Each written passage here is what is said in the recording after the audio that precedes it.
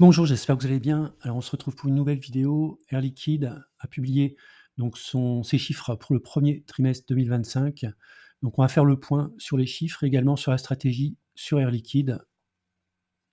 On démarre avec un avertissement. Je ne suis pas conseiller financier et cette vidéo n'a pas pour but de vous proposer un placement financier ou un quelconque conseil d'achat, mais uniquement un but pédagogique et de partage. Vous restez responsable de vos investissements.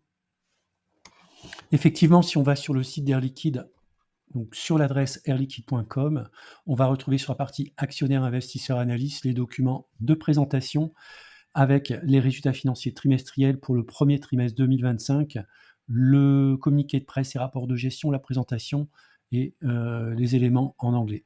Alors moi, j'ai fait un focus sur la partie présentation.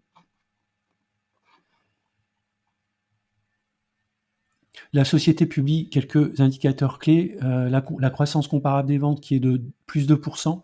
Donc on va le voir, même si la croissance du chiffre d'affaires n'est pas extraordinaire, on a quand même une efficacité opérationnelle et une génération de free cash flow qui est issue justement de cette efficacité opérationnelle. La société continue d'investir fortement. Alors moi, ce qui me plaît dans le fait que l'entreprise continue à investir fortement, c'est que les investissements d'aujourd'hui vont faire le chiffre d'affaires de demain et les profits d'après-demain. En ce qui concerne les perspectives sur 2025, donc Air Liquide est confiant dans sa capacité à augmenter à nouveau sa marge opérationnelle et à réaliser une croissance du résultat net récurrent à change constant, avec un engagement à réaliser une croissance de plus de 460 points de base, 4,6 en 5 ans.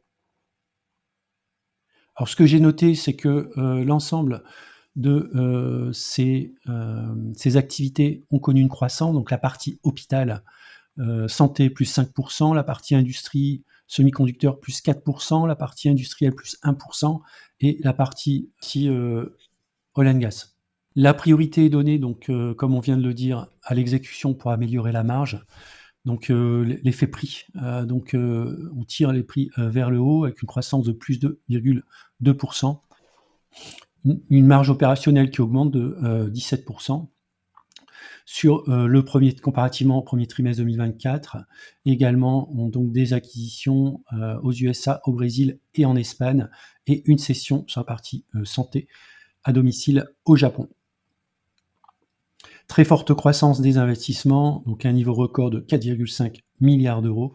Donc ça, c'est très très bon pour l'avenir de l'entreprise. Il y a une chose que j'ai notée, c'est une bonne répartition géographique de l'activité, 40% aux États-Unis, enfin en Amérique, 40% en Europe et 20% en Asie-Pacifique. La société est relativement peu touchée par les tarifs, puisque c'est principalement une activité locale, soit en termes de production d'air ou en construction d'usines sur les sites de production. Et la société a eu besoin de préciser des indicateurs sur une croissance moyenne annuelle sur les 30 ans, donc au niveau des ventes de l'ordre de 5,9% par an, on le voit de 1994 à 2024.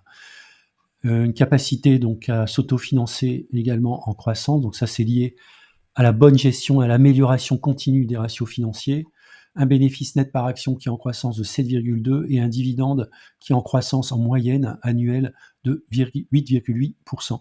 C'est donc pour moi des indicateurs qui donnent confiance dans la société, notamment si on est un investisseur de très long terme. Si on regarde du point de vue graphique, il n'y a pas grand-chose à dire, hein. La société, le titre évolue dans un canal ascendant. Alors de temps en temps, on a des sorties du canal par le bas ou par le haut, mais globalement, on est quand même sur une très belle tendance.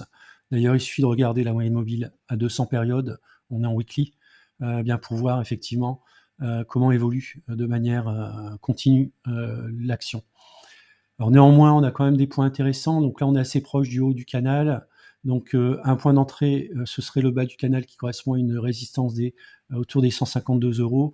Et si on est un peu moins patient, à peu près le milieu du canal qui correspond à peu près à une zone 167, 168 €.